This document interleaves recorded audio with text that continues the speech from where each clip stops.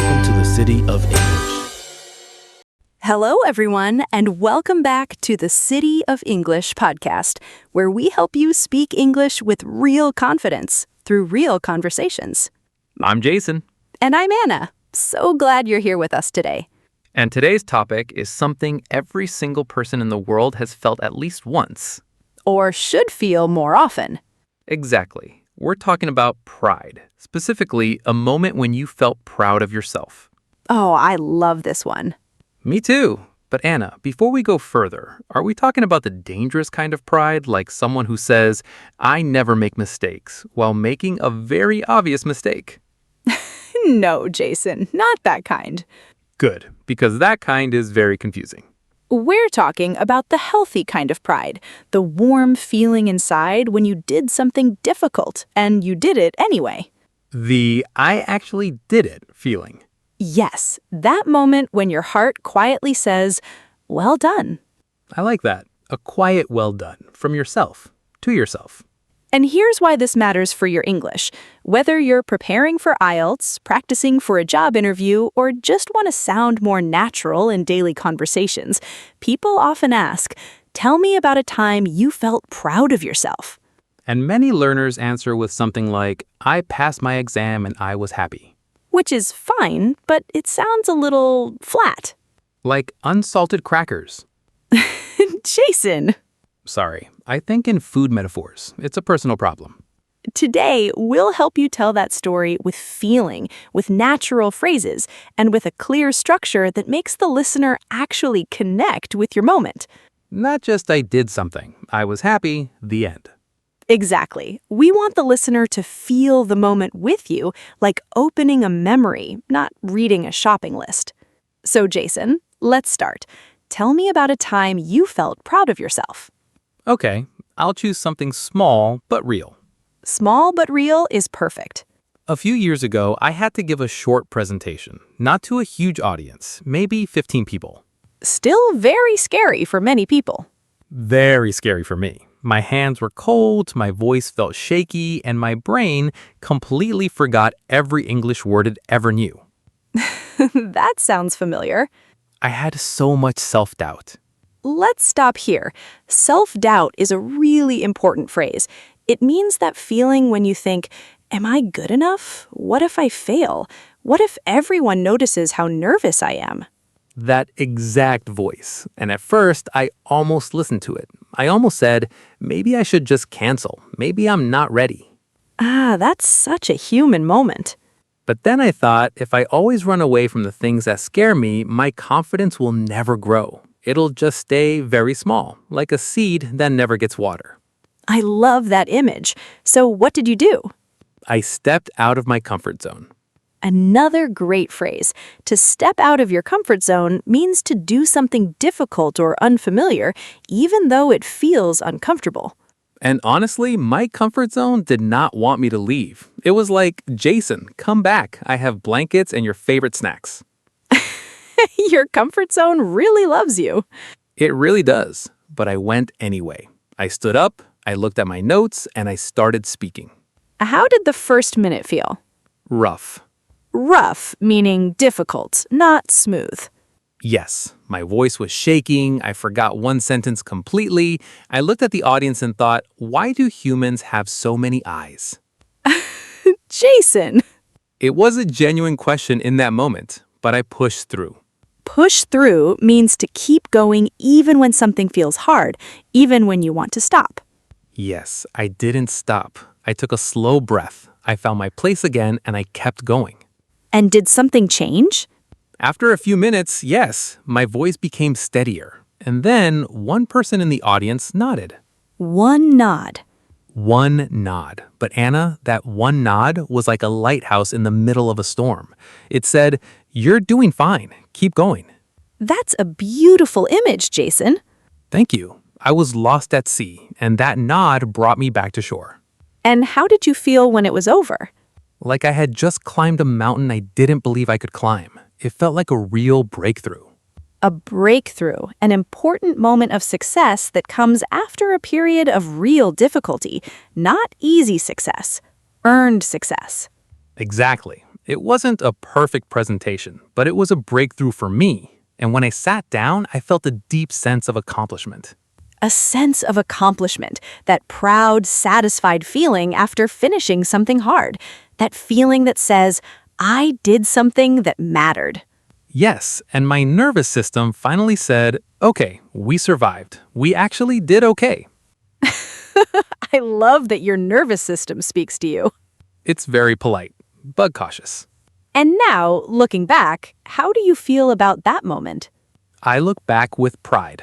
Look back with pride, to remember a past moment and feel genuinely proud of it. Not embarrassed, not I wish I'd done better, just proud.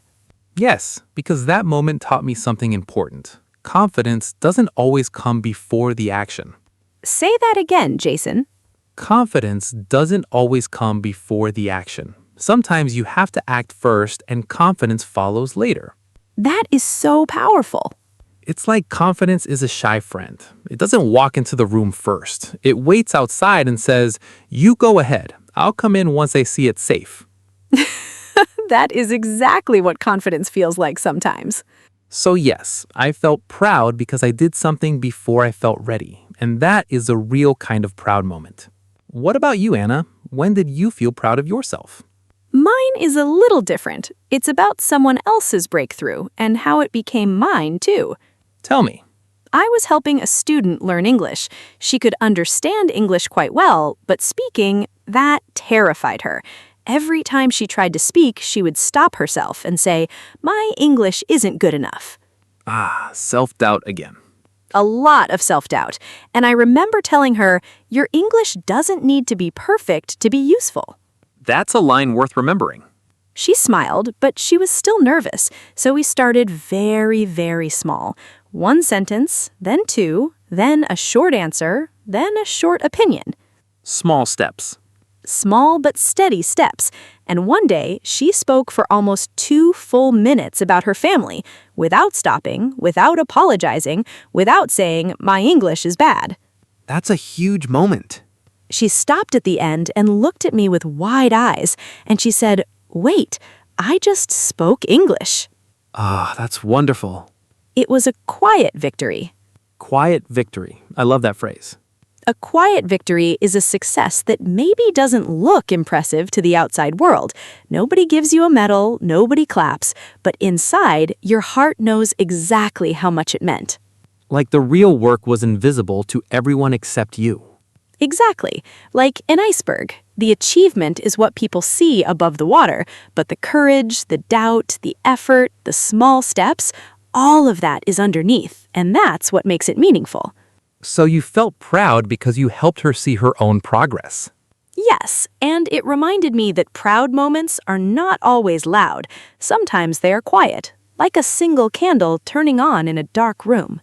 Okay, let's talk about how you can actually use this kind of story in your English, because I want to give our listeners a simple, powerful structure.